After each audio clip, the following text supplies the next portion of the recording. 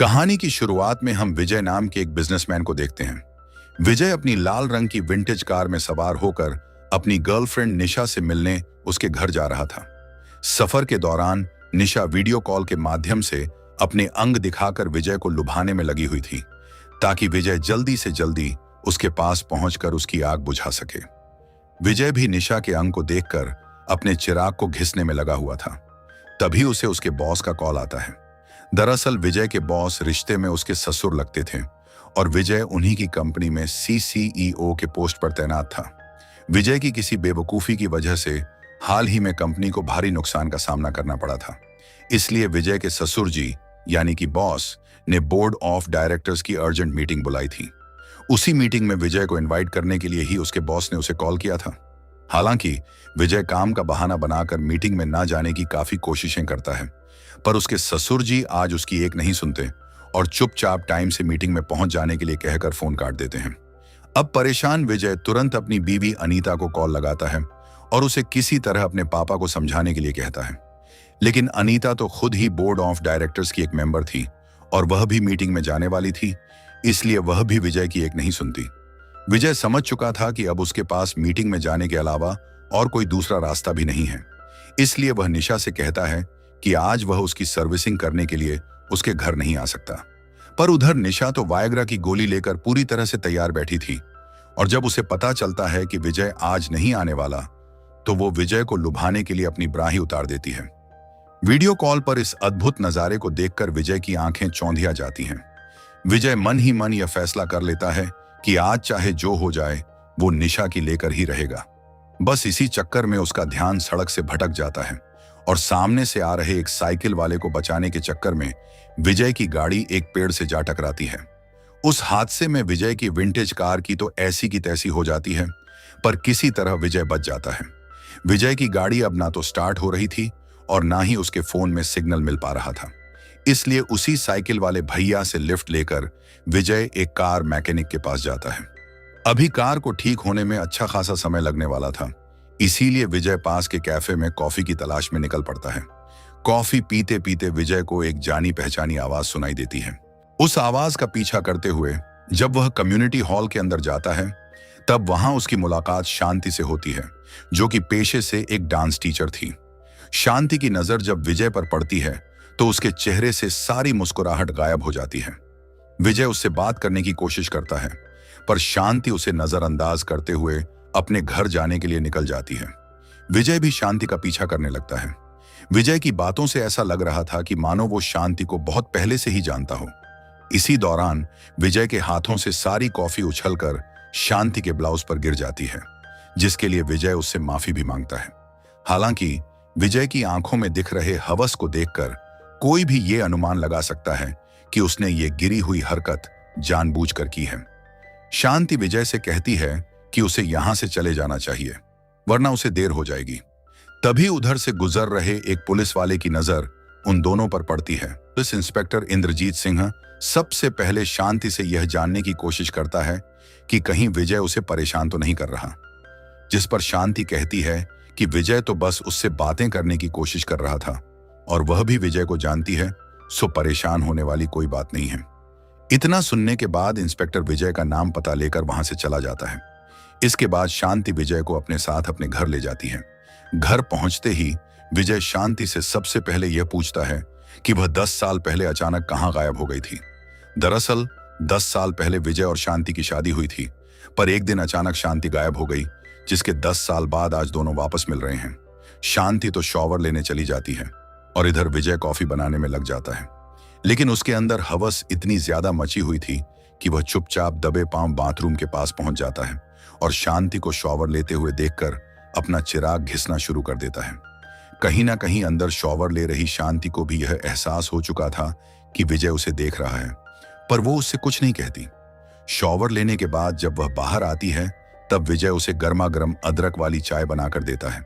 फिर चाय पीते पीते शांति 10 साल पहले अचानक गायब होने के पीछे का कारण बताती है। वो बताती है कि उस दिन जब वो नर्सिंग होम से अपने घर जा रही थी, तब रास्ते में उसे एक आदमी मिला जो कि उसे नर्सिंग होम का पता पूछ रहा था।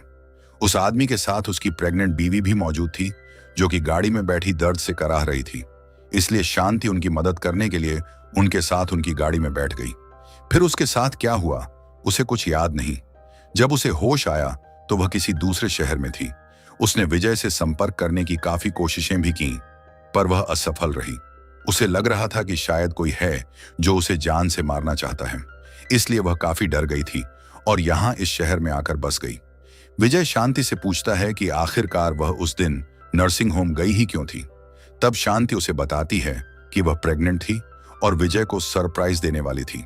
हालांकि मिसकैरेज की वजह से शांति ने वो बच्चा खो दिया। इसी दौरान विजय और शांति के बीच नजदीकियां बढ़ने लगती हैं और दोनों लिप लॉक में बिजी हो जाते हैं। तभी शांति खुद पर कंट्रोल करते हुए विजय से दूर हट जाती है और उससे उसकी नई जिंदगी के बारे में पूछती है। तब विजय उसे बताता है कि उसने अपनी क्लासमेट अनीता से शादी कर ली है और अब उसके 2 बेटे भी हैं जो कि 5वीं और 8वीं कक्षा में पढ़ते हैं। साथ ही साथ वह अपने ससुर जी की कंपनी का सीईओ भी बन चुका है। विजय शांति से उसके साथ चलने के लिए कहता है ताकि वह अनीता से मिल सके, पर शांति अनीता से मिलने से मना कर देती है। दरअसल शांति को अनीता पर शक था कि 10 साल पहले उस कपल के द्वारा उसे किडनैप करके दूसरे शहर में ले जाने के पीछे जरूर अनीता का ही हाथ होगा। दरअसल विजय, शांति और अनीता तीनों क्लासमेट्स थे और एक ही साथ घूमा फिरा करते थे। अनीता शुरू से ही विजय को लाइक किया करती थी। अब क्योंकि अनीता दिखने में शांति से ज्यादा खूबसूरत थी, इसलिए शांति हमेशा उससे जेलस फील करती थी। लेकिन विजय शांति से प्यार करता था और फिर आगे चलकर दोनों ने शादी भी कर ली। फिर एक दिन विजय ने अपने घर पर एक हाउस पार्टी रखी जिसमें अनीता भी आई हुई थी। उसी रात शांति ने एक प्रेगनेंसी टेस्ट किट की मदद से अपना प्रेगनेंसी टेस्ट किया, जिससे उसे पता चला कि वह जल्दी ही मां बनने वाली है। विजय शांति से पूछता है कि इसमें अनीता कहां से बीच में आ गई और वह भला तुम्हें किडनैप करवाकर मारना क्यों चाहेगी। तब शांति उसे बताती है कि जिस रात उसने प्रेगनेंसी टेस्ट कराया था, उस रात भूल से उसने वो प्रेगनेंसी टेस्ट किट वहीं बाथरूम में ही छोड़ दिया था। बाद में जब वह प्रेगनेंसी टेस्ट किट लेने वापस बाथरूम में गई, तब उसने वहां अनीता को देखा। इसका मतलब यह हुआ कि अनीता को शांति के प्रेग्नेंट होने के बारे में पता चल चुका था और अनीता के पास पैसों की तो कोई कमी है नहीं, तो हो सकता है कि अनीता ने ही उस कपल को पैसे देकर शांति को रास्ते से हटाने की कोशिश की हो ताकि अनीता खुद विजय के साथ रह सके। विजय शांति से पूछता है कि क्या उसे अभी भी उस कपल का चेहरा याद है। शांति कहती है कि हाँ, भले ही उस बात को अब 10 साल हो गए हों, पर आज भी उसे उस कपल का चेहरा याद है, मानो यह कल की ही बात हो। इस पर विजय कहता है कि अगर हम उस कपल को ढूंढ लें और यह साबित हो जाए कि अनीता ने ही उन्हें शांति को गायब करने के पैसे दिए थे, तब अनीता को कड़ी से कड़ी सजा मिलेगी। इस पर शांति कहती है कि अब इन सब का कोई फायदा नहीं। लेकिन तभी विजय के अंदर का हवस फूट पड़ता है और वह शांति पर टूट पड़ता है। फिर दोनों दबा-दबी, किसिंग और पता नहीं क्या क्या करते हैं, पर जो भी करते हैं वह अगले आधे घंटे तक चलता ही रहता है। काम खत्म होने के बाद विजय एक गहरी सांस लेता है और शांति उसकी बाहों में अपना सर रखकर कहती है कि पिछली बार हमने जब किया था तब मैं सीधे प्रेग्नेंट हो गई थी, अब अगर इस बार हो गई तो क्या होगा। इस पर विजय कहता है कि तुम टेंशन मत लो, इस बार मैंने समय से पहले ही तलवार बाहर खींच ली थी और फिर भी अगर तुम्हें डाउट हो तो रेड ब्लू टेस्ट कर लेना। रेड ब्लू टेस्ट का नाम सुनते ही शांति के दिमाग में एक बिजली सी कौंध जाती है। वो विजय से पूछती है कि आखिर उसे रेड ब्लू टेस्ट के बारे में कैसे पता। वो टेस्ट किट तो इंडिया में मिलती भी नहीं, उसकी फ्रेंड कनाडा से उसके लिए लेकर आई थी। इतना सुनते ही विजय के तोते उड़ जाते हैं और वो पलक झपकते ही एक पिल्लो की मदद से शांति का मुंह दबाकर उसे मार डालता है। दरअसल वो विजय ही था जिसने उस कपल को शांति को ठिकाने लगाने के पैसे दिए थे। विजय को पता था कि अनीता भी उससे प्यार करती है और अनीता अपने पापा की इकलौती बेटी थी। अगर वो अनीता से शादी कर लेगा तो आज नहीं तो कल अनीता के पापा अपनी सारी जायदाद उसके हवाले तो कर ही देंगे। इसलिए विजय ने शांति से पीछा छुड़ाने का मन बना लिया। अब शांति के गायब होने के बाद विजय को लगा कि उस कपल ने शांति को ठिकाने लगा दिया है, इसलिए उसने अनीता से शादी कर ली।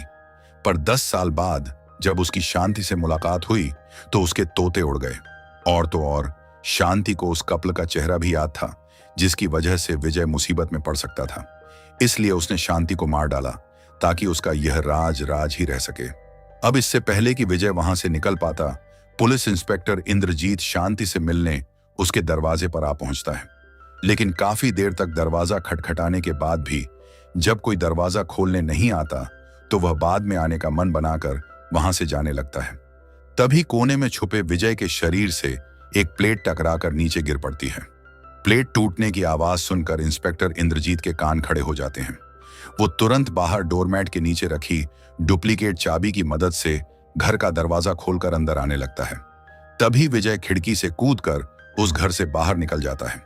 विजय भागता हुआ उस जगह पर पहुंचता है जहां उसकी गाड़ी का एक्सीडेंट हुआ था। वह देखता है कि कुछ लोग उसकी गाड़ी से एक लाश बाहर निकालने में लगे हुए थे। ये लाश और किसी की नहीं बल्कि खुद विजय की ही थी। विजय जब खुद की लाश देखता है तब उसकी आंखों के सामने घोर अंधेरा छा जाता है। उसे समझ नहीं आ रहा होता है कि आखिर यह सब हो क्या रहा है। तभी वहां शांति आती है और मुस्कुराते हुए विजय से कहती है, कहां था ना, निकल जाओ वरना लेट हो जाओगे। अपने बगल में शांति को देखकर विजय की चीख निकल पड़ती है और यह कहानी यहीं पर समाप्त हो जाती है। वैसे क्या यह दो आत्माओं का मिलन था? आपको क्या लगता है? हमें कमेंट करके जरूर बताइएगा।